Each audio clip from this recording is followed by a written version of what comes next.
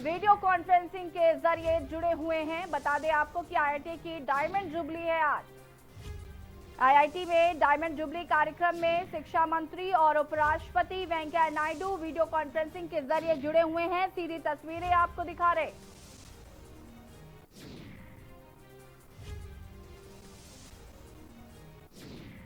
सीधी तस्वीरें आपको दिखा रहे हैं।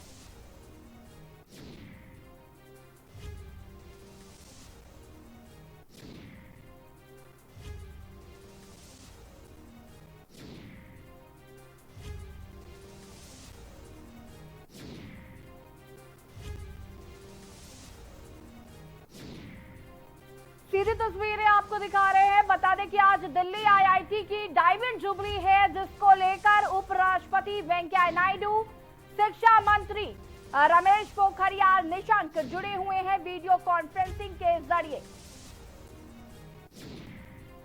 डायमंड जुबली का कार्यक्रम है आज।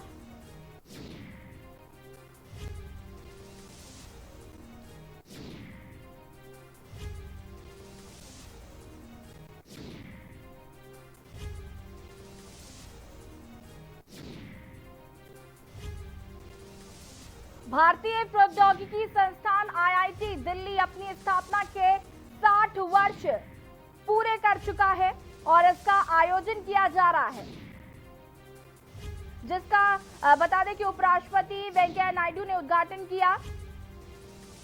और बता दें आपको कि उपराष्ट्रपति वेंकैया नायडू इस मौके पर समारोह को डिजिटल प्लेटफॉर्म पर संबोधित भी करेंगे वीडियो कॉन्फ्रेंसिंग के जरिए। जैसे कि आपको तस्वीरों में दिखा रहे हैं, यहाँ पर उपराष्ट्रपति वेंकैया नायडू जुड़े हुए हैं और केंद्रीय मंत्री Ramesh Pokhriyal Nishank via video call यहाँ पर जुड़े हुए हैं। डायमंड जुबली आईआईटी मना रहा है, 60 साल पूरे हो चुके हैं आईआईटी के।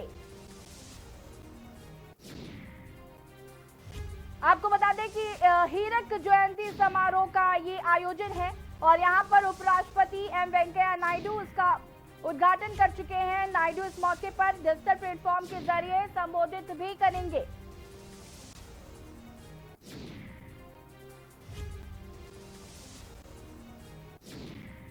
बता दें आपको कि वेंकैया नायडू आईआईटी दिल्ली की हीरक जयंती पर विशेष लोगों का अनावरण करेंगे और हीरक जयंती के मौके पर प्रकाशित दस्तावेज का लोकार्पण भी करेंगे।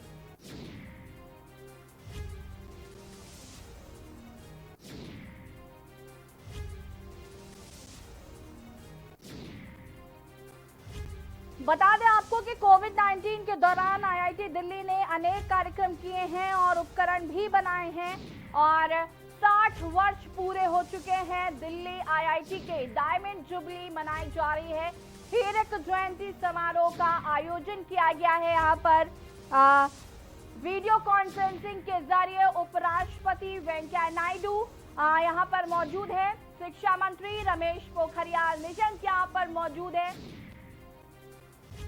और तमाम आईआईटी से जुड़े लोग जुड़े हुए हैं वीडियो कॉन्फ्रेंसिंग के जरिए। 60 वर्ष पूरे हो चुके हैं। दिल्ली आईआईटी का एक अहम योगदान रहा कोविड-19 में उपकरण बनाने को लेकर और आज डायमंड जुबली का कार्यक्रम आयोजित किया गया है। कुछ दस्तावेजों का लोकार्पण भी करेंगे यहाँ पर वेंकैया नायडू।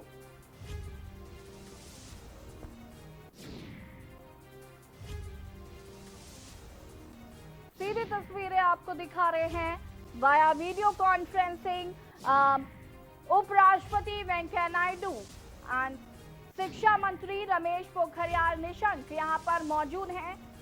बता दें आपको कि आईआईटी डायमंड जुबली मना रहा है। 60 साल पूरे हो चुके हैं दिल्ली आईआईटी को और ये उत्सव की तरह सेलिब्रेट किया जा रहा है और अभी कुछ दस्तावेजों का लोकार्पण भी करेंगे वेंकैया नायडू।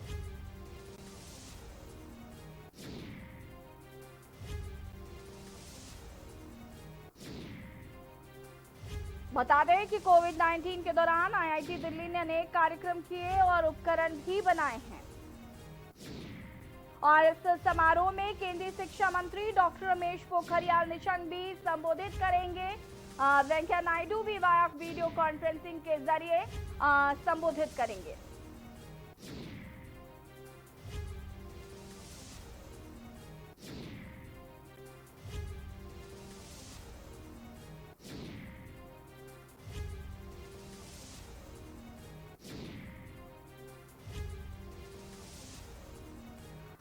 बता दें कि वेंकैया नायडू आईआईटी दिल्ली की हीरक जयंती पर विशेष लोगों का अनावरण करेंगे और हीरक जयंती के मौके पर प्रकाशित दस्तावेज का लोकार्पण भी करेंगे।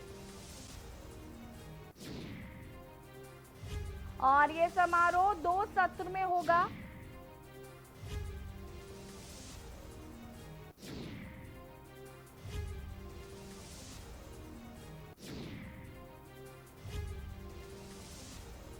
भारतीय प्रौद्योगिकी संस्थान आईआईटी दिल्ली अपनी स्थापना के 60 वर्ष यानी कि डायमंड जुबली सेलिब्रेट कर रहा है और हीरक जयंती समारोह का आयोजन किया गया है आज वीडियो कॉन्फ्रेंसिंग के जरिए। उपराष्ट्रपति वेंकैया नायडू यहां पर मौजूद हैं, केंद्रीय शिक्षा मंत्री रमेश पोखरियाल निशंक मौजूद हैं और वेंकैया नायडू भी संबोधित करेंगे और रमेश पोखरियाल निशंक भी संबोधित करेंगे। आपको बता दें कि उपराष्ट्रपति वेंकैया नायडू कुछ दस्तावेजों का अनावरण करेंगे। दिल्ली आईआईटी ने कोविड-19 में एक अहम भूमिका निभाई है। कोविड-19 के दौर में कुछ उपकरण भी बनाए हैं और अब 60 साल पूरे हो चुके हैं आईआईटी को लेकर हीरक जयंती समारोह का आयोजन किया गया है।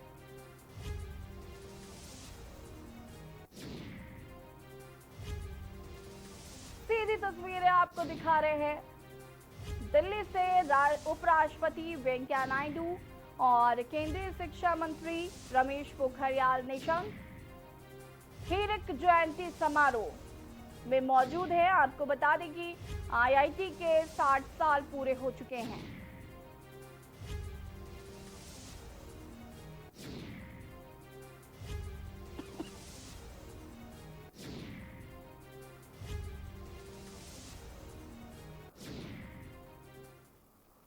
वैज्ञानिक और शोध और प्रशासक ही नहीं बल्कि विभिन्न क्षेत्रों में परचम लहराया हमारे संस्थान ने। महामहिम जो आईआईटी दिल्ली है, हमारे डायरेक्टर ने जिस तरीके से संक्षिप्त में इसकी प्रगति आख्या समक्ष रखी है, चाहे वो एनआरएफ में शीर्ष स्थान को प्राप्त करने का रहा हो, चाहे यूएस रैंकिंग में अपने को बनाए रखने की चुनौती हो। अभी कुछ ही समय पहले देश के एक प्रतिष्ठित पत्रिका ने एक सर्वे किया था और उसके रैंकिंग में 2019 और 20 में मेरे आईआईटी दिल्ली को शीर्षतम नंबर 1 स्थान पर रखा।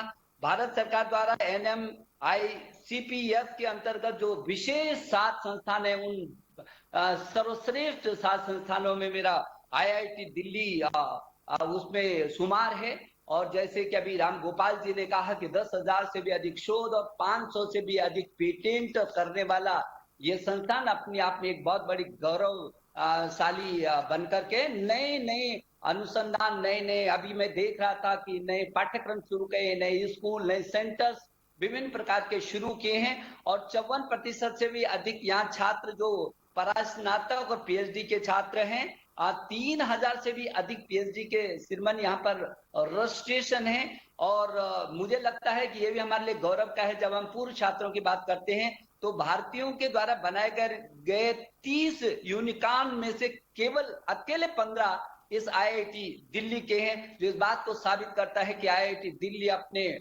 विजन और मिशन को लेकर के शिखर को चूम रहा है। आईआईटी दिल्ली के जो पूर्व छात्रों द्वारा 30 मिलियन से अधिक नौकरियों का सृजन किया है, जबकि निवेश में 19 मिलियन अमेरिकी डॉलर जुटाने में महामहिम ये सफल रहा है। पीछे के समय हमने पूर्व छात्रों को लेकर के राष्ट्रपति जी के सानिध्य में एक कमेटी भी बनाई थी और कमेटी बना करके उन्होंने बहुत बड़ी धनराशि ही नहीं दी बल्कि उसको आगे राम गोपाल जी के निर्देशन में, उनके मार्गदर्शन में वो पूर्व छात्र क्या क्या कर सकते हैं, नयापन ला सकते हैं, उनका भी हम लगातार सहयोग ले रहे हैं। महामहिम मैं समझता हूं कि क्योंकि किसी भी संस्था को देखेंगे तो उसका वरिष्ठता, उसकी शिखरता, उसकी श्रेष्ठता, उसकी गुणवत्ता वो उसके पूर्व छात्र पर निर्भर करती है कि उसको निकलने वाला जो छात्र है वो आज दुनिया में किन स्थानों पर है। और जैसे अभी मैंने बताया कि बहुत क्षेत्रों में आज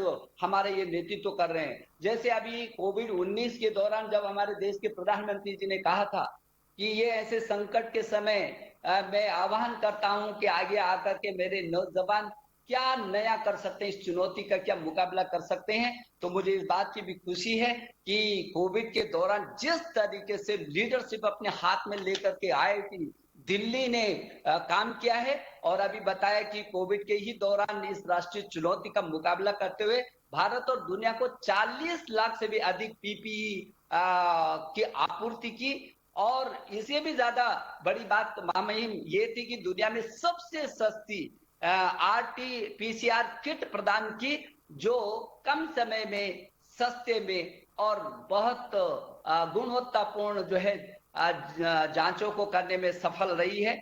शोध के क्षेत्र में जैसे कि अभी कहा कि जो हमारे आपकी भी हमेशा चिंता रही है कि हमारे अतीत हमारा गौरवशाली रहा है, जिसने पूरी दुनिया में हिंदुस्तान को विश्व गुरु के रूप में स्थापित किया, उस अतीत को वर्तमान से जोड़कर और नवाचार के रूप में पूरी विश्व की प्रतिस्पर्धा पर आगे लाने का जो आपका भी सपना है, मेरे देश के प्रधानमंत्री का सपना है, ये आईआईटी दिल्ली अश्वगंधा जैसे जो भारतीय ज्ञान परंपरा की एक बहुत महत्वपूर्ण कड़ी है, उसको अभी शोध करके साबित किया है कि इसमें कितनी ताकत है। तो मैं ये समझता हूँ श्रीमन कि हम लगातार और लगातार इन संस्थानों के माध्यम से कुछ देने की ललक को लेकर के आगे बढ़ रहे हैं, और समाज में जो हम लोगों का हमेशा कुछ न कुछ देना, हमने वसुधैव कुटुंबकम की बात की है, और उस वसुधैव कुटुंबकम को कैसे करके पूरी संसार के अपने परिवार को सशक्त और सबल बनाया जा सकता है, इस दिशा में आईआईटी की बहुत बड़ी भूमिका मुझे लगती है।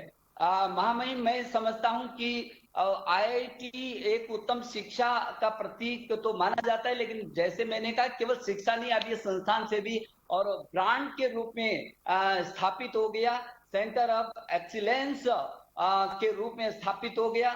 ये जो तमाम देश के संस्थानों के लिए ये बेंचमार्क, एक मानदंड का ये एक महत्वपूर्ण केंद्र स्थापित हो गया।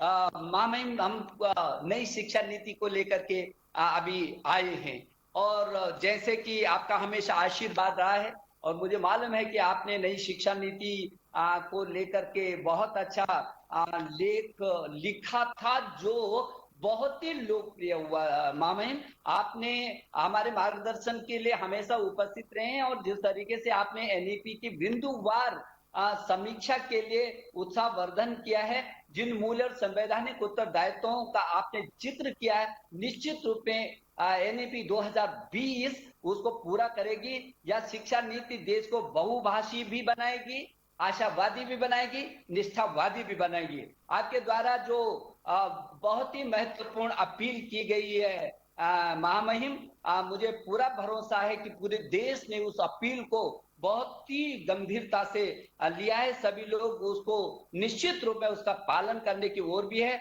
उत्तर व दक्षिण को भाषा के आदान प्रदान से जोड़ने का जो आपका आह्वान है, और हमेशा आपने भाषा पर जो जोर दिया है, आज वो आपके लेख के माध्यम से निश्चित रूप में जो भाषा के संपूर्ण विकल्प खोले हैं, भाषा किसी प्रदेश पे थोपी नहीं जाएगी, भाषा के संपूर्ण विकल्प, और दक्षिण को पूरब, पूरब को पश्चिम, पूरे देश को एक दूसरे से जोड़ने का जो हमेशा आपका सपना रहा है, ये नई शिक्षा नीति निश्चित रूप में चरित्रवान और विश्व मानव बनाने की दिशा में भी एक बहुत महत्वपूर्ण कदम होगा। मैं समझता हूं कि ये जो शिक्षा नीति है, नेशन फर्स्ट और कैरेक्टर मस्ट, हमेशा आपने कहा है, और ये शिक्षा नीति इस दिशा में बहुत गंभीर है कि वो विश्व को एक महामानव ऐसे नागरिक के रूप में हम दे सके, जिसमें श्रीमान लोकल भी होगा, ग्लोबल भी होगा, लोकस भी होगा, फोकस भी होगा, टैलेंट पैदा भी होगा, टैलेंट का विस्तार भी होगा, टैलेंट भी होगा, कंटेंट भी होगा, पेटेंट भी होगा, और रिलीवेंट भी होगा। ये सभी दृष्टि से श्रीमान यदि देखें तो ये शिक्षा नीति जो दुनिया के सबसे बड़ा विमर्श हुआ होगा, मैं समझता हूं कि छात्र से लेकर के अभिभावक तक, शिक्षक से लेकर के शिक्षाविदों तक, और गांव से लेकर के पार्लियामेंट तक, और ग्राम प्रधान से लेकर आदरणीय प्रधानमंत्री जी तक, गरीब से लेकर के उद्योगपति तक, इसमें हर क्षेत्र में शायद दुनिया का सबसे बड़ा परामर्श हुआ होगा। लाखों लाखों करोड़ों करोड़ों की सहभागिता इस नई शिक्षा नीति में आई है। और यदि मैं इस सूत्र में महामहिम बताऊं कि जो नई शिक्षा नीति है, ये जो 5 आई पर काफी कुछ निर्भर करेगी। ये इंडियन भी होगी, इंटरनेशनल भी होगी, इंटरएक्टिव भी होगी, और इम्पैक्टफुल भी होगी।